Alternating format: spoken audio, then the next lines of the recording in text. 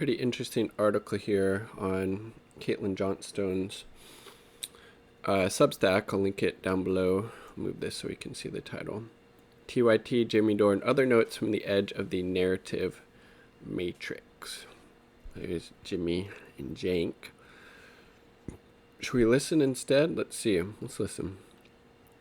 TYT, Jimmy Dore, and other notes from the edge of the narrative matrix. I wonder whose voice that is. Nothing about America changed in any meaningful way after Trump took office. Not wrong. Or after he left.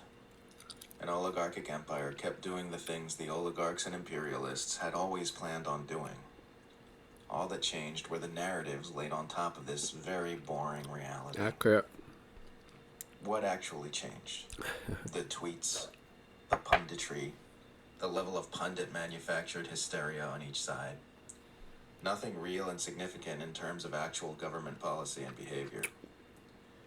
The powerful capitalize on people's inability to distinguish narrative from reality. This is important. Your support for socialism is just narcissistic public masturbation if it does not include rigorous opposition to U.S. imperialism. So is your social justice activism. Yes. So is your environmentalism. So is your anti-fascism. Gummy bears. You know what would have been a lot worse than a vile McCarthyite smear against an important anti-war journalist igniting an ugly war in online left media circles? A vile McCarthyite smear against an important anti-war journalist being tolerated by online left media circles. Yeah. I keep seeing people say things like, this feud is destroying the left. Alright, first of all, no it isn't. That's stupid. Secondly, even if it was, no left that can tolerate the use of disgusting They're not in the fucking left if they're doing that. Important anti-imperialist journalists would be worth saving. Yes. I mean, imagine a different timeline where the Young Turks had said Aaron Mate is paid by the Russian government and working for dictators. Nothing happened. Nothing Be happened. concerning, right? Imagine if it had caused no controversy at all and everyone had just let that slide on through.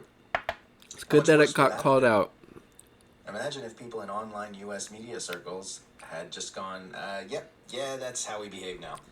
And it became normal and acceptable for unprincipled progressive media outlets to target Mate and other anti-imperialist voices with that smear. Would you have preferred that? Fuck no, I wouldn't know.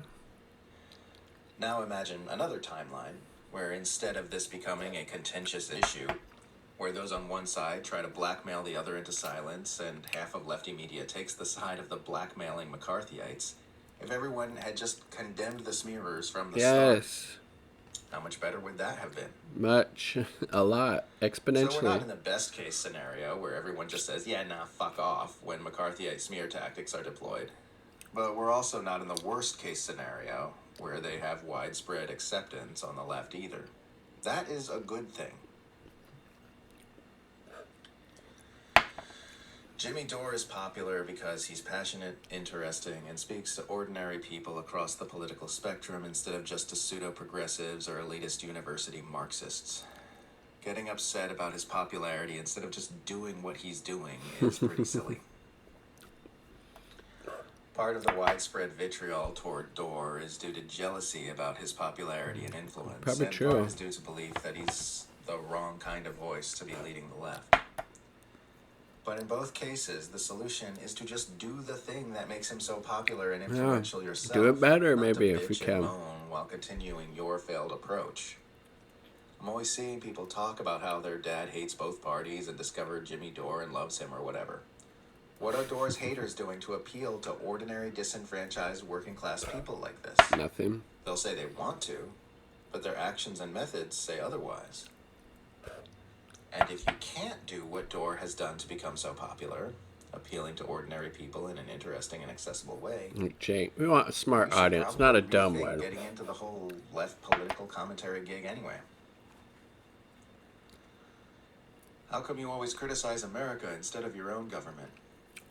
The U.S. staged repeated coups in Australia to ensure we remain a continent-sized military base for imperialist agendas in Asia, and they're Which jailing TYT hasn't really spoken up about, have they? Washington is my own government. Manipulators can only project.